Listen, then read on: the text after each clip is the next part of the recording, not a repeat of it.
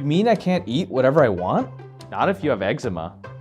Hi everyone, I'm Dr. Chanu Dasari. I help my clients solve their immune inflammation and digestive dysfunction using the mind-gut immunity method.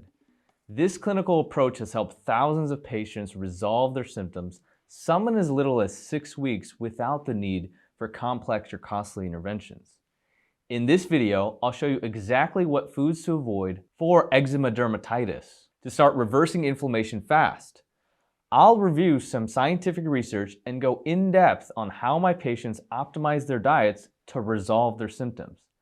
This material you're about to watch is taken straight out of my Mind-Gut Immunity Academy, where people just like you learn how to beat their eczema symptoms for good, even when the diagnosis is unclear. Let me just say this. Everyone is different, and in order to truly know what your body can and cannot tolerate, it's helpful to keep a food journal. Monitoring food intake and symptoms is very important for tracking the severity of eczema. You can even use apps now like Cara and MyFitnessPal to see your progress over time. In my practice, having done this several years, several foods keep popping up as triggers in my clients, and I want to share some of these with you so that you can be aware. We'll be discussing 4 specific food groups which can trigger immune inflammation in conditions such as eczema. I'm going to show you what to look out for and what to avoid. In addition, I'm going to give you some very useful tips on incorporating digestive enzymes and how to plan your approach for addressing eczema inflammation. Now, before we go any further, don't forget to like and subscribe and hit the notification bell to keep up to date. These are must-see videos for anyone with eczema looking to reverse their symptoms for good. And it's helpful information that you probably won't get anywhere else. Now, onto the topic of problematic foods in eczema dermatitis. The mistake I see most people make is they think they can just eat anything and hope that their eczema symptoms will just go away. But frequently, that's just not the case. Typically, there's a food that's triggering an immune response. Then that food will cause recurring problems long term. That's why it's very important to keep a food diary and regularly review it to see if you can catch what's going wrong. It's amazing to see the number of easily avoidable problems if you just pay attention. And you may be thinking, so what are some of these problem foods for eczema? Now, like I said earlier, everybody's different, but this research article from a few years ago shows an altered intestinal environment is closely associated with the inflammation seen in eczema. Now, you shouldn't be surprised by this, considering around 70 to 80% of your immune system is contained in your gut. So when you have an immune disease, such as eczema, you need to look at what's wrong in your intestines. Some food, when it's not broken down properly, can trigger a strong immune response. Frequently, inflammation starts in the intestine. So to heal inflammation, you also need to heal the gut. Before we discuss how to start doing that, if you're serious about healing the gut for eczema and achieve results fast, check out a free training that I put together where I walk you through the specific strategies that have helped my clients with eczema dermatitis achieve healthy success within 6 weeks. You can access it at the link below the video, and I know it'll help you so much. The link takes you to a page where you enter in your email to receive free training on how to reverse eczema. Everything you need to know is there, including a free guide with specific dietary recommendations and tons of helpful case studies of people just like you who reverse their conditions for good and are now healthy. The case studies are valuable because you can see how real people with inflammation were able to improve their condition by just making some small changes. The training comes with a complete actionable game plan for how you can do this at home. Just enter in your email at the top of the page and get started. Now, let's discuss what foods to avoid. I recorded this video earlier and it discusses how the immune system can be triggered by certain complex proteins. We eat protein in our diets. It can come from a variety of sources, both plant and animal. A protein is basically a bunch of amino acids connected together.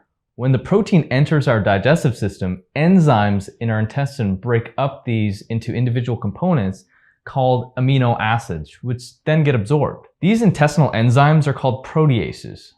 And the reason this is relevant is sometimes the proteases don't get the job done, and we're left with large particles of protein that linger in our intestines and bloodstream for long periods of time. Why does this happen? Well, certain types of protein are hard to break down.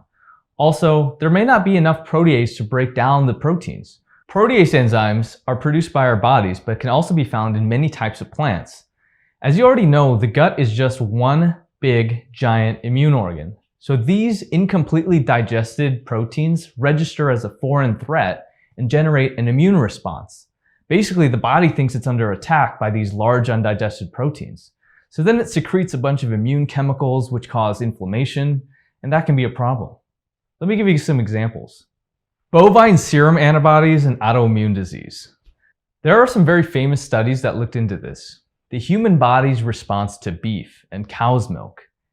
In many people, the serum protein from cows is not broken down completely, and folks end up with antibodies. These antibodies are 10 times more common in immune disease. Casein and whey. Many folks cannot break down the casein in milk protein. Some people also have a difficulty with the whey itself. If you're dealing with immune inflammation, it's best to avoid casein altogether, and probably also most whey products. This includes dairy milk and cheese. Also, check your protein powder to make sure it's not causing you problems. I prefer a plant-based protein, but if you decide to use whey, I would recommend a whey isolate, not a whey concentrate, which contains small amounts of casein in it. There's some person-to-person variation on this, so if you're just starting off, it's best to avoid this altogether. But once you've mastered the process, you'll be able to see how things evolve. There is a type of casein called A2 that's a bit easier to digest, but it's hard to find, and you have to specifically look for cow's milk that's A2. I'll post a link in the notes section about this. Gluten. This one is very famous because it's estimated that nearly a third of the population has an issue with this. And I think it might be a multifactorial problem. I'll post a link to an article I wrote on the topic, but to summarize, I tell most folks to limit their contact with gluten-containing products in general. This includes anything to do with wheat flour. Egg protein. This one is a tough one because many people who give up meat rely on eggs as a source of protein. Some nutritionists would disagree with me on this, and I'll again post a link to help clarify this topic since there's a lot of misinformation. The data from several studies show that egg protein can trigger a strong immune response in the body, specifically in folks with immune inflammatory disorders, but not in every person.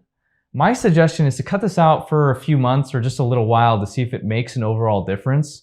Egg whites can sometimes be reintroduced when the time is right.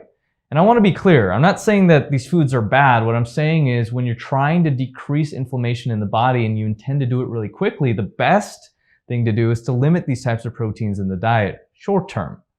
It's also very important to consider taking a protease enzyme supplement with your largest meal. You can also get protease from plant sources. Here's a list of foods with protease in them. Sprouts and microgreens probably have the highest concentration.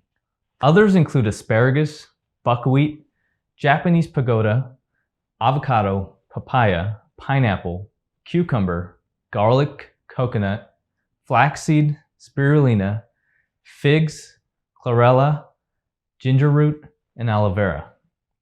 Plants contain enzymes which help break up protein. Large undigested protein provoke an unwanted immune response in our gut, so the more that they're broken down by enzymes, the better. The enzymes that digest proteins are known as proteases, and plants produce proteases to help with fruit ripening and seedling growth. We use them obviously to stay healthy. The names of these enzymes include serrapeptase, nattokinase, catalase, bromelain, and papain. These are just examples. In our diet, we hardly get enough of these unless we're eating a ton of microgreens or sprouts, which is why you should consider taking a protease supplement if you have immune inflammation. Next in this category of enzymes is coenzyme Q10, which is found in green and leafy vegetables. But you can also get this from a supplement. I hope you're starting to notice a trend here. Green and leafy vegetables hold a lot of value here across multiple phytocategories.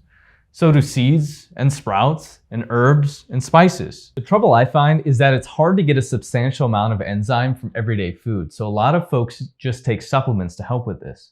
Again, not all protease supplements are created equal, and you have to be sure that the enzymes you're ordering have confirmed activity across a variety of pH environments, because your stomach is acidic, your small bowel is alkaline, and your blood is neutral to slightly basic.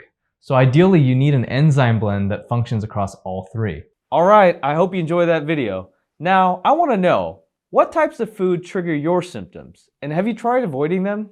I know everybody's different, but what works for some people may also work for others. Let me know in the comments below. Also, if you like this video, help support my channel by sharing this with some of your fellow loved ones, and be sure to subscribe for more useful tips on eczema. You can also follow me on social at DosseriMD. As always, this is Dr. Chanu Dosseri with the Mind Gut Immunity Clinic. Thanks for watching, and I'll see you next time.